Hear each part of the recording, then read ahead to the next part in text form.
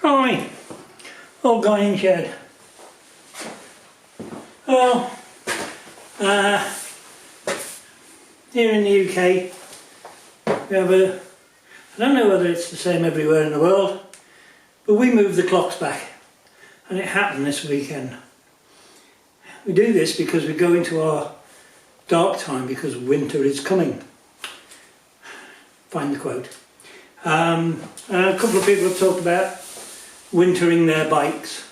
Well, I'll be very honest with you, I know how, but throughout the winter I spend so much time in here and I'm going around all the bikes all the time, cleaning and tinkering and playing about, that I don't actually winter them or put them into hibernation, call it what the hell you like. I just don't do it. I do know that if you're going to talk about metal tanks or even the composite tanks that we have on modern bikes like my Norge,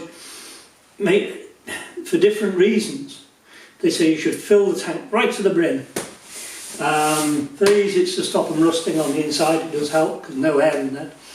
And on the Norge and things like that, because of the injection systems, the petrol doesn't sour, because what actually sours the fuel is the air and moisture, the air and the moisture in the air causes the problem. The air, insofar as that it allows it to evaporate out a lot easier and oxidises certain components of the fuel. And also fuel has ethanol in it these days, which drags water in out the air. And that's what makes another thing that makes it off. So even if you do fill your tank to very, very brim, you should also add some of these fuel additives, stabilisers they call them, or whatever. But again, something I've never really done, because I tend to run the bikes. If I get a dry day, I'll go for a quick run on one of them. The one thing I will concede to is the smart chargers, little battery smart chargers, only little things, they're not even that expensive. And I rotate them around the bikes. More things like the Falcone, the Guzzi, all the Guzzies really, because they all have starter motors, and none of them, other than the Falcone, none of them have a kickstart. So I do tend to take particular attention to the batteries. This I don't worry about too much because it's on its own system, and this will kick up without a battery, so it doesn't really matter. And I have a solid state battery in this, just to, if I make the lights work and the engine's not running, but I actually don't need a battery on this bike. And with the GT 380, that does need a battery to fire up, but it can kick up on the smallest amount of power, and then as soon as it's running, the alternator kicks in and off we go. So it's not really a problem. But the biggest tips I would say, and this isn't just for winter storage, this is just general crap for looking after your bike. If you've got a centre stand, set your tyre pressures, put it on the centre stand. This will prevent flat spots in your tyres and one thing and another. If you haven't got a centre stand on your bike, all these bikes I have now do, but I had a Guzzi 1100 Sport and that didn't, so a paddock stand, ideal, pick wheels up, and that was a really good thing to do. But another one of the reasons I don't hibernate my bikes is, as I say, I'm forever cleaning and touching, but the stuff I use for looking after frames is interesting, because this is ideal for hibernating your bike. If you're lucky enough to have a compressor, even a small one, you can use one of these cheap little guns, and they are cheap, 25, 30 quid maybe, I don't know, people like Sealy make them, lovely little things. Don't put paint in, I put these protective oils in you can buy, there's loads of them out there, rather than an aerosol. Aerosol I find it's too messy, it goes too far and splatters, and the spray isn't fine enough. I'll just show you, I can show you on this how fine this spray is. I don't think you can actually see it, but it just changes colour there. You see how fine that spray is? I hope you can see that. It really is a mist. And the other side of it is, you can control the spray size, so you can come down to literally a pencil size for just doing frame edges and going in places. Obviously don't get near your disc pads or your disc or your pads. What I do there is I get a cloth, spray it into a cloth and just wipe the caliper and stuff like that. And I don't know, I didn't think of it donkeys years ago. This came to me about 2 years ago. I had some oil and I was just putting it on with a rag, and somebody said, oh, you want to get an aerosol to spray it on. The minute he said that, I thought, I've got an old spray gun here. And I put it in the spray gun. It was one of those light bulb moments that we had. And best thing I've used for protecting, just so you can stick any old bloody oil in it, I suppose, because you can get that fine spray, and it's really good.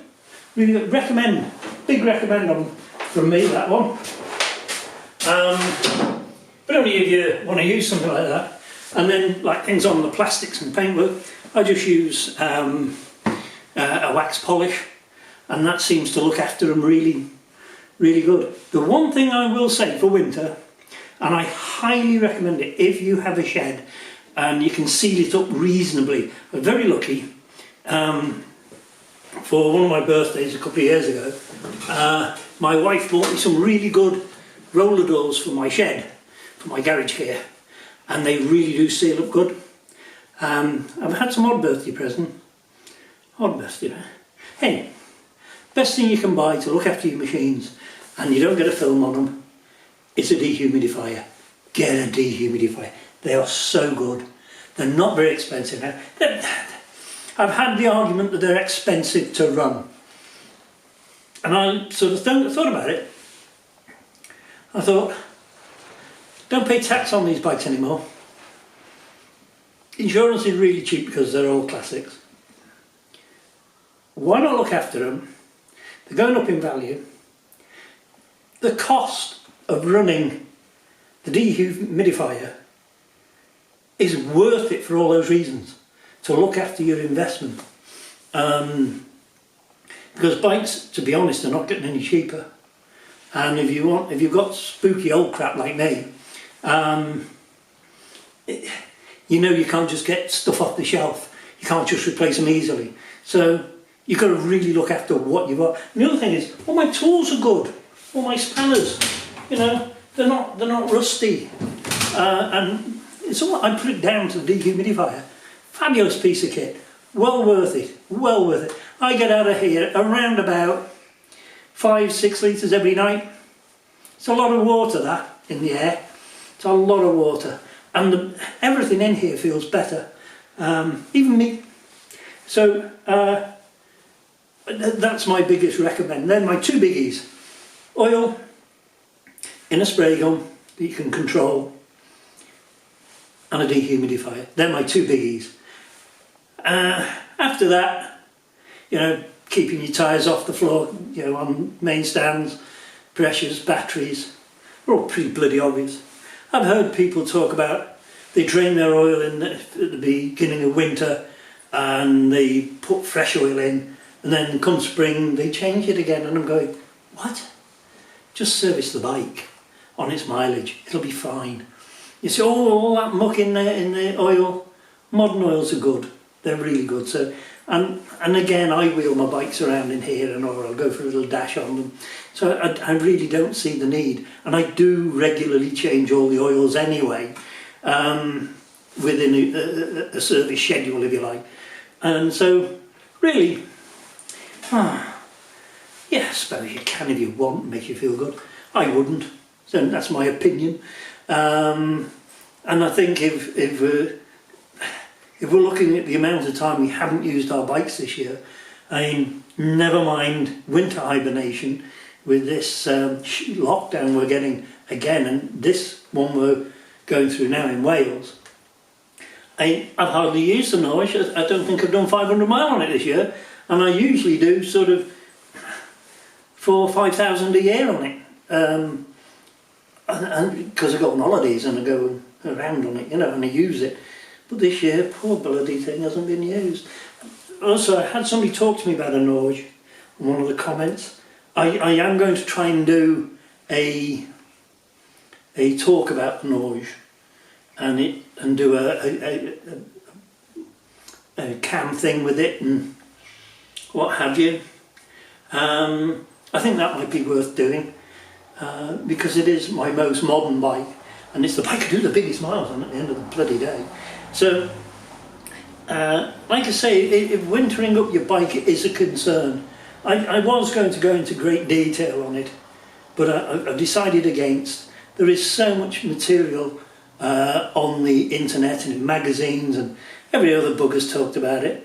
I personally wouldn't worry about it too much, provided you've got it in a dry place really, or reasonably dry. I mean, my heart goes out to you if you haven't got anywhere for your bike. You've got to park in the open just with a cover on it. I really do think that that's a bit grim, and I don't know how you manage. I really don't. In my early days, when me and upper management first got together, we didn't have a shed. I rebuilt one of my bikes in the front room. That went down well, and I did that in front of the fire because it was in winter. Well, that was okay. It was okay. I've never left bikes on the street, as it were, and I think it's very difficult to own a motorbike unless you've got somewhere to put it these days, because of the theft problem as well. But like I say, if you want to go nuts, go nuts. I personally don't. I just keep an eye on them, maintain them, oil everything, and even during the summer, if I've been out and I need to wash the bike down, after I wash the bike, I get a little spray gun out and just go around it, and it's so easy to do. It's literally done, and give it a wipe maybe if I've gone a bit too heavy somewhere, and the bikes stay good. They really do stay good, and just your normal maintenance. You know, just if you're lucky enough to have a grease nipple on your swing arm, grease it, clean the chains, lube the chains. Yeah, just normal maintenance, and I think it's the best thing you can do for your bike. And the other good thing you can do for your bike is ride the bloody things. And like I say, come winter, you do get some nice dry, crisp winter days when the roads are pretty good. You can go for a quick run round, and it does the world of good. It does the clutches good, it does the gearboxes good, it does everything, a little bit of good, you know, your suspension travel. The one thing I wouldn't advise doing is just running up the engine in the shed and turning it off. I hate doing that. Occasionally you've got to when you're doing sort of repair work. I mean, and I've done it, who hasn't? But as a rule of thumb, just warming up an engine in the shed and turning it off and going in for a brew, the damage you're going to do is unbelievable, absolutely unbelievable. Because all you're getting is condensation in some parts of the engine, like again the clutch housing, the gearbox, because you get a little bit of warm and then they'll pull in the damp air. So you get condensation in there, you'll get damage on the bores, just not worth doing, not worth doing. And again, I've talked to people about, they take the plugs out and they squirt oil in to the bores. Well, if you're going to do that, you're going to need something like a water dispersant. WD-40 is good enough with a straw on the aerosol, so as it gets all around the bore, because you can go psh, and it give it a good blast round. And don't turn it over.